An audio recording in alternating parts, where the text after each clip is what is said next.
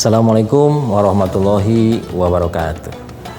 Warga Jabar, kalau kita melihat antara orang tua dengan anak, biasanya siapa yang diminta untuk soleh?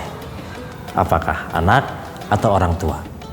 Maka saya yakin mayoritas kita akan mengatakan anak itu harus jadi anak yang soleh.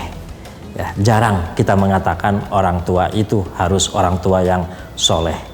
Ya, contohnya apa? Contohnya begini, ketika kita datang menengok seorang bayi yang baru lahir misalkan, bapak-bapak, ibu-ibu di komplek, di RT datang menengok seorang bayi yang baru lahir, maka doanya adalah semoga anaknya menjadi anak yang soleh. Maka otomatis biasanya tujuan kesolehan itu kepada sang anak. Jarang ya, atau tidak ada. Coba bayangkan kalau seandainya ketika kita datang menengok seorang ibu yang baru melahirkan anaknya, lalu kita bilang semoga ibu dan bapaknya menjadi ibu dan bapak yang soleh. Maka mungkin orang tua tersebut akan tersinggung dengan dia berpikir seolah-olah apakah saya belum soleh saat ini dan sebagainya. Nah, warga Jabar semuanya, ini yang menurut saya harus coba kita koreksi sedikit. Kita berharap anak-anak kita menjadi anak-anak yang soleh, anak-anak yang solehah, dibanggakan oleh orang tuanya dan sebagainya dan sebagainya. Tapi lupa bahwa untuk memiliki anak yang soleh, untuk memiliki keturunan yang solehah, maka diawali dengan orang tuanya dulu yang harus soleh. Maka tidak mungkin seorang anak menjadi anak yang soleh kalau orang tuanya tidak soleh. Maka justru doa-doa itu, harapan-harapan itu, ikhtiar-ikhtiar itu harus diupayakan agar orang tuanya dulu yang soleh. Solehkan dulu orang tuanya, baru kemudian berbicara anaknya. Ya. Karena anak itu tinggal mengikuti bagaimana orang tuanya. Karena anak itu tinggal bagaimana orang tuanya dia berada. Maka sekali lagi doa yang terutama dan juga ikhtiar yang terbaik mesti dilakukan agar orang tuanya menjadi orang tua yang soleh. Supaya anaknya menjadi anak yang soleh. Tidak ada, kalau dalam istilah Sunda ada kata peperiheun. Peperiheun kolot nate soleh atau budak-budak kudu soleh, hafal Quran dan sebagainya. Tidak ada dalam Islam seperti itu. Justru kalau ingin anak soleh, orang tuanya dulu yang harus soleh. Sulit seorang tua menyuruh anak untuk sholat, untuk ibadah, rajin baca Quran, kalau dianya juga tidak begitu. Ya, karena apa yang dilakukan oleh sang anak itu copy paste dari orang tuanya.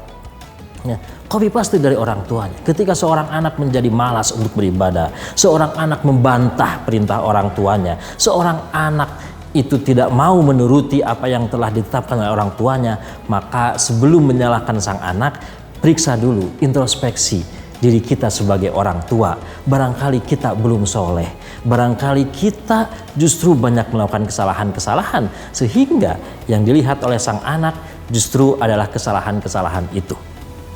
Contohnya apa? Ucapan misalkan. Ketika kita sering mengatakan, karena saking keselnya dalam mengurus anak, saking keselnya dalam mendidik anak, sampai kita kemudian mengatakan, dasar bodoh, masa gini-gini aja gak ngerti, masa kamu gak bisa, masa laki-laki kok cengeng. Orang tua yang mengucapkan itu tanpa sadar tengah mendoakan anak-anaknya menjadi seperti yang dia ucapkan. Walaupun mungkin itu niatnya sebagai motivasi, tapi justru kesalahan seorang orang tua adalah ketika dia mengungkapkan kekesalannya secara lisan di hadapan sang anak, lalu anak itu masuk ke alam bawah sadarnya ucapan-ucapan itu, lalu kemudian itulah yang terjadi. Sesuai dengan apa yang diucapkan orang tua, maka seperti itulah sang anak akan melakukan apa yang diucapkan oleh orang tua tadi. Maka para bapak, para ibu dimanapun Anda berada, warga Jabar semuanya, yuk orang tua solehkan dulu dirinya. Untuk menciptakan generasi-generasi yang soleh, tidak lain dan tidak bukan adalah solehkan dulu orang tuanya. Ya, maka doa pun banyak-banyak doakan supaya orang tua menjadi orang tua yang soleh. Karena pernah ada seorang sahabat, ya, seorang sahabat mengadu kepada Khalifah Umar bin Khattab, mengadu kepada Pak Umar bin Khattab. Lalu dia mengatakan, ya wahai Khalifah, aku punya anak nakal sekali, susah diatur, dia tidak bisa mengikuti apa yang saya inginkan, dia tidak mau menuruti perintah saya.